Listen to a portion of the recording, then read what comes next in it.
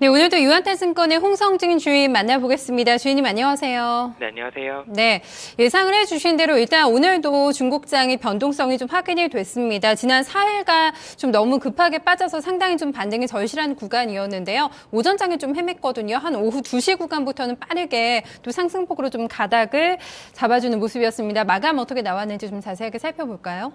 네, 금일 중국 증시는 상승 마감했습니다.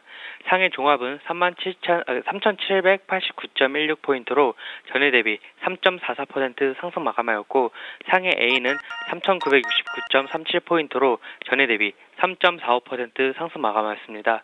상해 180A는 8,540.12포인트로 전일 대비 2.8% 상승 마감하였고, 상해 380은 6,874.25포인트로 전일 대비 5.59% 상승 마감하였습니다.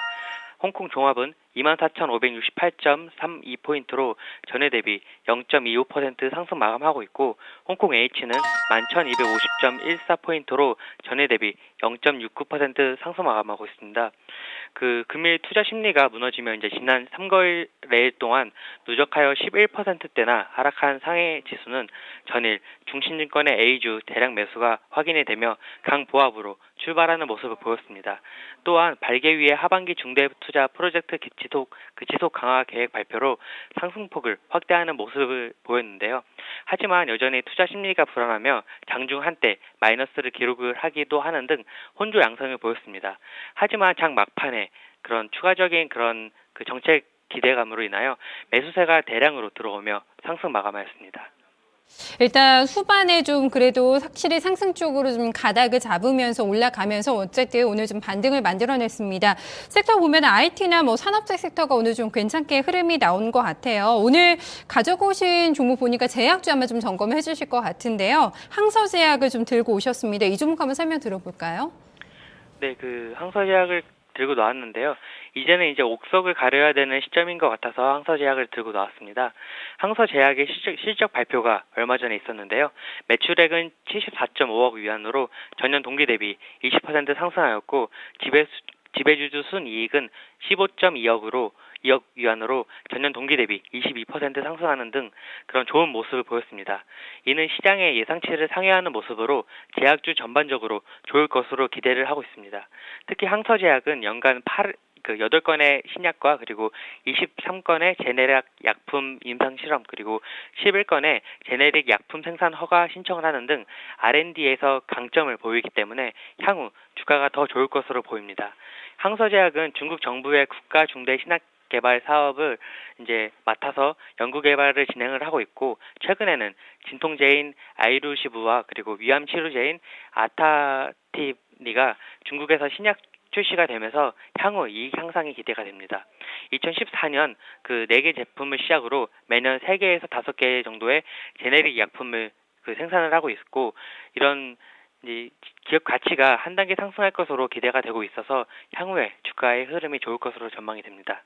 네, 사실 뭐 기업의 펀더멘털에 비해서 너무 주가가 좀 많이 올라왔다, 좀 고평가 논란에 시달리고 있는 종목들도 많은데 이렇게 또 어닝 서프라이즈가 나오면서 좀 시장에서 제대로 좀 평가를 받지 않을까 주목해서 봐야 되겠네요. 항사제약을 점검을 해봤습니다. 지금 막판에 시장을 끌어올린 게 바로 정부 쪽에서 뭔가 또 좀 코멘트가 나오지 않았을까, 정책에 대한 좀 모멘텀이 있어서 좀 상승 쪽으로 방향을 잡았다고 얘기를 해주셨거든요. 이런 부분들 좀 잘 점검하면서 또 내일 중국장을 바라봐야 되지 않을까 싶습니다. 체크 포인트 좀 어떻게 잡아볼까요? 네, 중국 발개위에서 하반기 중대 투자 프로젝트 지속 강화가 발표가 되었는데요. 이 발표가 실물 경제를 살아내기 위한 그런 발표였다는 점에서 한번 짚고 넘어가야 될 필요가 있어서 말씀드리겠습니다. 일단 여기에서 이제 하반기 인프라 투자 관련한 이야기가 나왔는데요. 하반기 중대 프로젝트 패키지 및 소비 관련 프로젝트를 한층 강화한다는 이야기가 나왔고, 기초적이고 전반적이고 전략적인 분야와 현실적으로 수요가 크고 투자 소비와 유기적으로 결합이 되는 분야에 대한 투자를 확대해서 경제 성장에 대한 내수에 지탱하는 역할을 잘 발휘하도록 할 것이라고 언급을 하였습니다. 그리고 또한 기존의 7대 인프라 프로젝트 패키지 이외에 레일교통, 현대물류, 신흥산업, 그리고 제조업 핵심 경쟁력 강화 등 4개 프로젝트 패키지가 추가가 됐는데 이 중에 신흥산업과 그리고 제조업 핵심 경쟁력 강화 관련 투자 프로젝트 패키지 관련 내용은 올해 하반기 발표될 것으로 기대가 되는 만큼 그런 실물 경제를 살려내기 위한 중국 정부의 그런 노력에 힘이 보이기 때문에 향후에 좀 좋을 것 같습니다.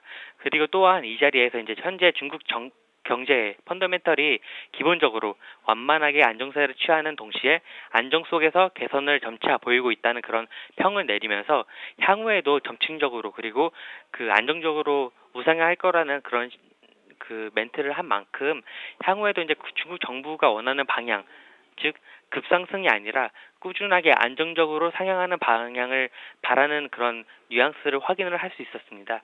종합적으로 그 중국 정부가 이제 그 향후의 정책 방향은 실물 경제, 지금까지 문제가 되었던 그 실물 경제를 회복하기 위한 그런 기조로 돌아설 것으로 보이고 있으며 그로 인하여 그 주가 상승을 완만하게 끌어올리려는 그런 움직임을 향후에 보일 것으로 전망이 됩니다.